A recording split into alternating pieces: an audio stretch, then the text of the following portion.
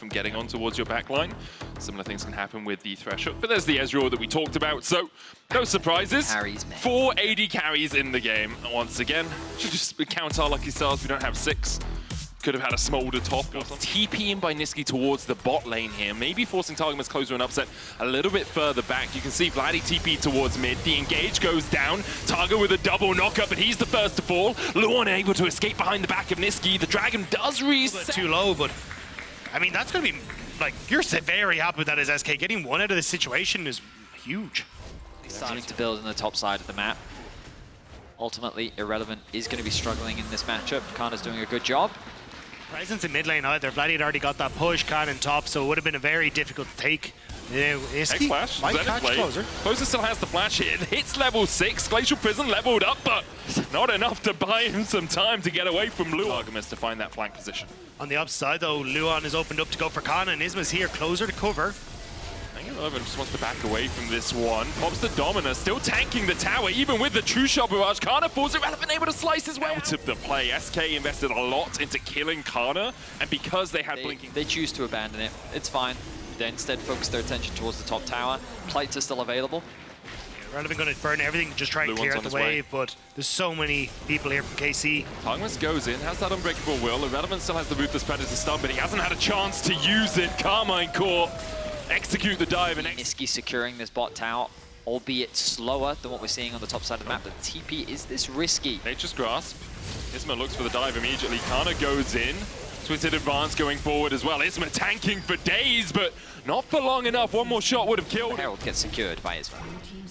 Just see KC trading towers on the opposite side of the map, but with Rip Herald in tow, bit of a win for SK. Would love to try and use that in mid lane, especially when he's opted into the teleport. And if you get into close range against a lot of SK, you are in the danger zone and already feeling that hurt as he has to burn his flash. Might get caught again! Nisqy has to flash away. The Solar Flare going immediately onto Vladdy. Nisqy gets the kill. Luon knocked back though, and he's going to be sacrificed underneath this tower. Kana coming in from the side. Nisqy has no way out of this, nor does Isma.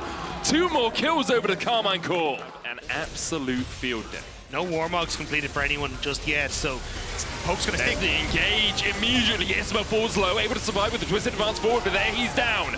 Closer goes down in response. Luon the next to fall. It's a double so far for upset. The dive in though by Irrelevant is beautiful. Ruthless Predator with the stun. But now Vladdy, the second AD carry. Why not have 2? And Vladdy gets 2 to boot. It's tumbling down.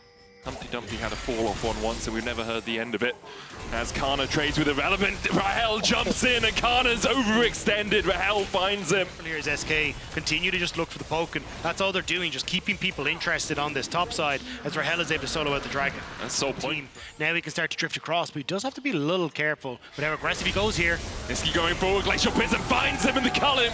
Puts him in the dirt. Isma with the Nature's Grasp buys himself a second. Irrelevant TP'd in here. Will be spotted. He's on a control ward. Huge mistake. I can't believe he would ever consider face checking that. There's no need for him to go anywhere near that brush. KC now going to finally secure this tower. I wonder if they'll threaten the Baron. They got the TP out from Irrelevant. Well, please don't get us on that one. Right, on mid though. Look at closer. Goes in, only hits Isma, but Isma bursts down. Even with the Twisted Advance, he's still already down. The stun landing on Irrelevant as well, as Rahel has to kill him instinct across the fight. Carmine Corp already found 2, it's 3! The AD carries remain standing. Will be secured for KC, and they take firm control over Game 3. There's nothing that SK could do. Isma gets caught on the map. They could try and spread it out, but I mean, you've already seen at the moment SK trying to deal with that mid wave. They're just going to completely barrel down through this bottom side. Or as possible to get towards the tier 2s with this Baron buff. The Drake secured, it's the second of the game. Glacial Prison going out, Irrelevant looking for that flank position. Kana a long way back. Solar Flare. Oza caught up in the Nature's Grasp, but nothing really connecting from SK. You have to remember the changes Carmine Corp made coming into summer as well. Kana, Closer, Vladdy all joining the team. Now they're the ones helping carry them perhaps to top 4. Targamas down to about a 3rd HP. A Shock Blast hits 4, and everyone falls down to half HP. Tower's going to drop. SK don't have the... Right now it's KC who are controlling the narrative of this game. Flash in. Poser looking for Nisqy, who flashes away himself. The culling's still there, and Targamas with a 3-man knock-up.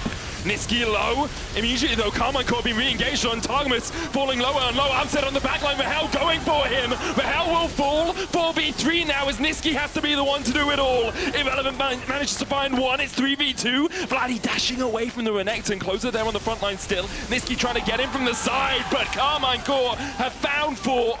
Niski jump forward. Niski jumps to his death. Carmine Corp bury him with the rest of their team, and they can see the match next week against BDS in their sights. Rahel couldn't do it. Irrelevant couldn't do it.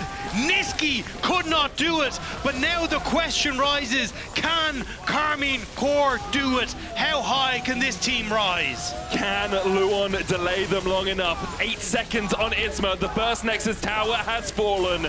The second will follow shortly after. And the blue wall is growing ever taller. Les Bleus, Carmine Corp are going to play